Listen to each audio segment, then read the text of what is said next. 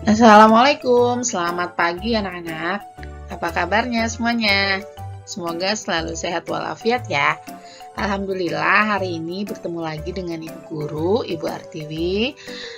Setelah kemarin beberapa hari kalian didampingi oleh Pak Maren.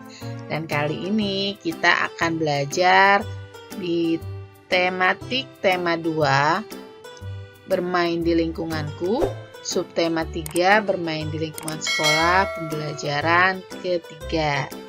Semoga hari ini kalian bisa menyerap pelajaran dengan baik. Langsung kita simak tujuan pembelajaran ya. Oh iya, sebelum kita menyimak pembelajaran, mari kita berdoa bersama sesuai agama dan kepercayaan kalian ya. Berdoa dimulai. Selesai. Semoga apa yang kita pelajari hari ini bisa bermanfaat untuk kita semua. Amin. Tujuan pembelajaran kali ini adalah yang pertama, dengan membaca kembali teks lomba tenis meja cilik yang berkaitan dengan keragaman benda dengan lafal dan intonasi yang tepat, siswa dapat menemukan kosakata yang berkaitan dengan keragaman benda berdasarkan bentuknya dalam teks pendek yang dibacakan dengan cermat. Dengan menemukan kosakata yang berkaitan dengan keragaman benda berdasarkan bentuknya dalam teks pendek yang dibacakan, siswa dapat menjelaskan makna kosakata yang berkaitan dengan keragaman benda berdasarkan bentuknya dalam teks pendek yang dibacakan dengan percaya diri. Yang ketiga, berdasarkan pengamatan sederhana yang dilakukan, siswa dapat menuliskan hasil pengamatan sederhana tentang keragaman benda di lingkungan sekitar dengan ejaan yang tepat dengan benar. Keempat, dengan mengamati teks percakapan, siswa dapat menyatakan kalimat matematika yang berkaitan dengan masalah tentang pembagian dengan tepat.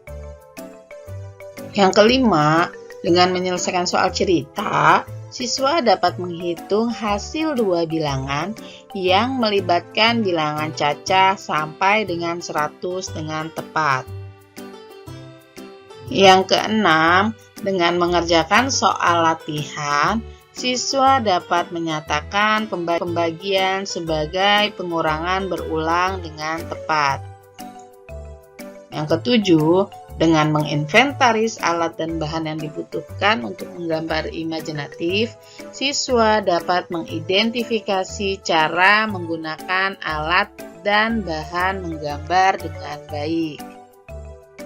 Yang terakhir, dengan mengidentifikasi cara menggunakan alat dan bahan menggambar, siswa dapat menggambar imajinatif berdasarkan pengalaman atau benda yang dilihatnya.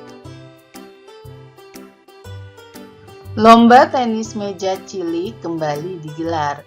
Benny mewakili sekolahnya. Amati gambar di bawah ini dengan cermat. Nah, di sini Benny sedang lomba tenis meja. Teman-temannya semuanya mendukung Benny. Lomba tenis meja cilik. Lomba tenis meja cilik kembali digelar. Lomba dilakukan antar kelas 2 SD sekecamatan. Benny mewakili sekolahnya. Lomba dilaksanakan di sekolah Benny. Ia mendapatkan dukungan dari teman dan gurunya. Beberapa teman Benny seperti Udin, Edo, Lani, Siti, Dayu, dan Mei memberikan dukungan kepada Benny dari tribun. Teman Benny didampingi oleh guru kelasnya. Benny menangkis serangan dari lawan mainnya. Bola pingpong hampir saja mendarat di bat Benny.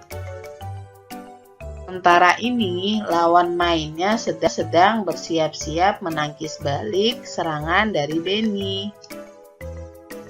Ketika Benny melepaskan serangan balik, langsung ditangkis oleh lawannya dengan gagah. Namun, bola pingpong menyangkut di net. Poin untuk Benny, dia menang. Nah, di sini ada cerita Benny sedang mengikuti lomba yang didukung oleh teman-temannya dan gurunya. Nah, bagaimana dengan kalian anak-anak? Apakah kalian pernah mengikuti lomba?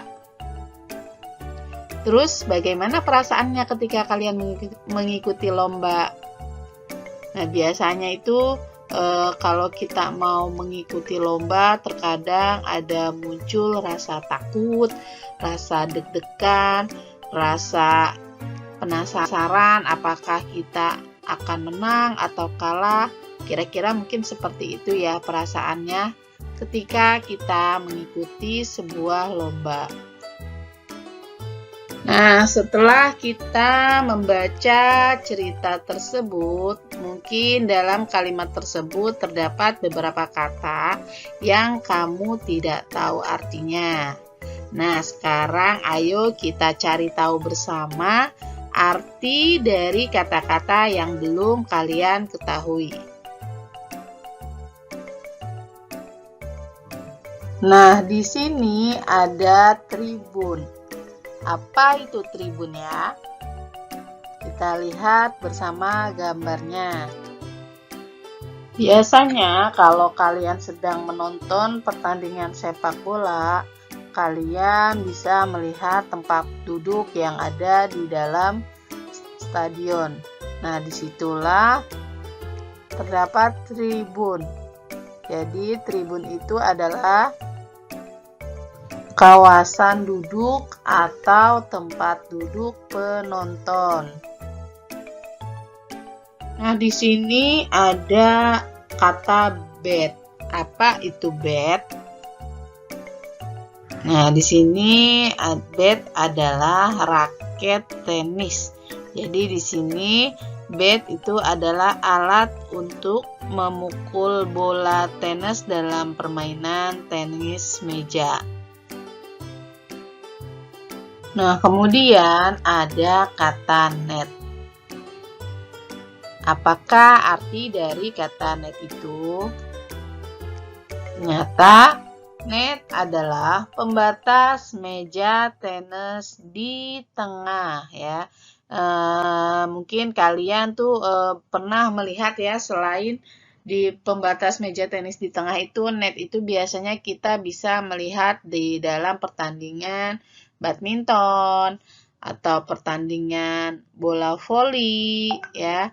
Di sana kalian bisa melihat ada net di tengah lapangan.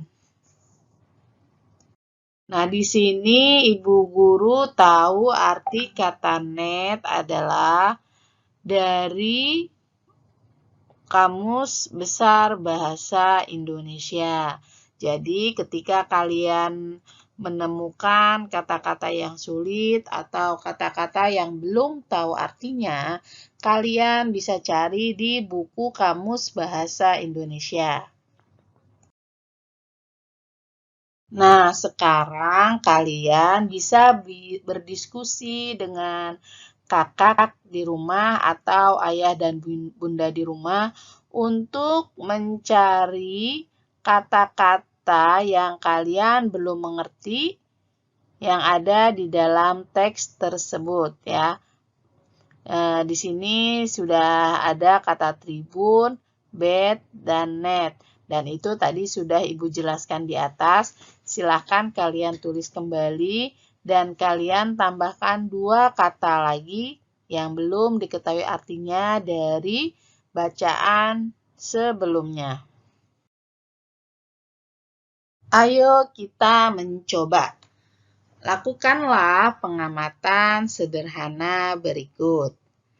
Alat dalam bermain tenis meja ada bat, net, meja, dan bola pingpong. Nah, petunjuk di sini kalian bisa menyediakan alat dan bahan ya. Atau bisa juga kalian melihat alat dan bahan tersebut di dalam melalui Google, maksudnya melalui Google. Kemudian kalian mengisi titik-titik di bawah ini. Coba kita simak penjelasan berikut ya.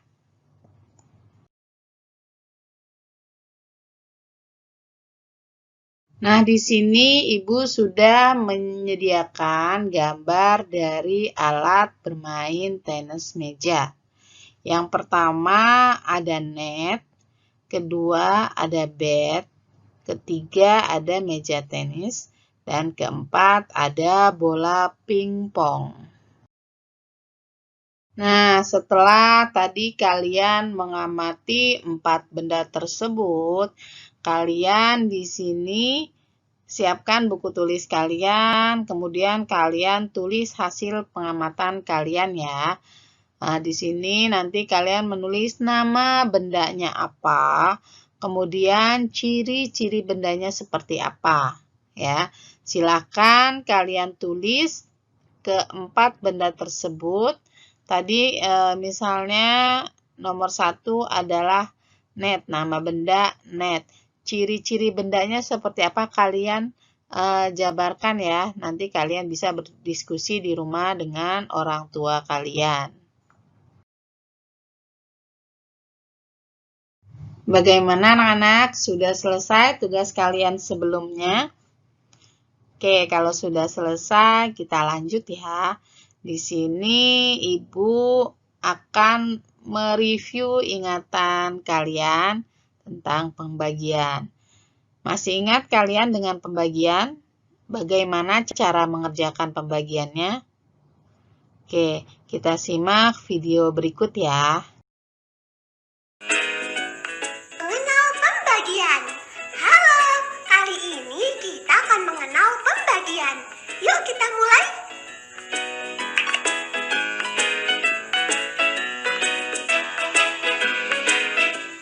Perhatikan, Pak Tino memiliki 18 permen. 18 permen tersebut akan dibagikan sama rata kepada 6 anak. Cici, Uni, Made, Eko, Dondo, dan Ale. Pak Tino memberikan permen tersebut satu persatu sampai permen habis. Perhatikan ya.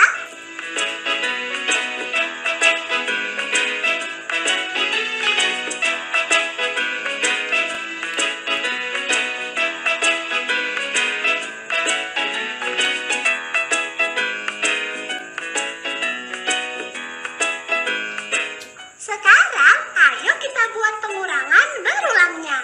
18 dikurangi 6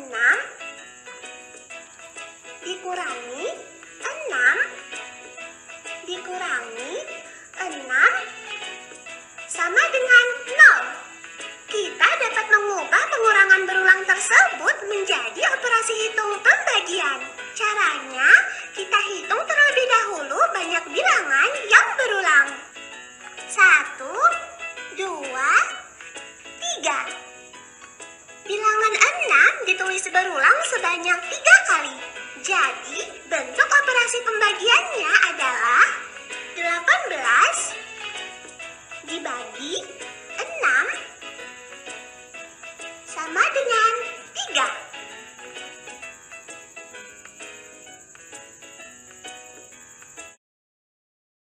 Nah, bagaimana anak-anak setelah kalian menyaksikan video tersebut? Ya, pastinya kalian mengingat kembali cara pembagian ya, karena sebelumnya pembagian sudah disampaikan oleh Pak Maren. Jadi di sini kita hanya mereview sebentar dan kita berlatih lagi tentang pembagian. Benny memiliki 45 poin. Dia melewati 3 babak. Artinya 45 dikurang 3 dikurang 3 sampai hasilnya menjadi 0.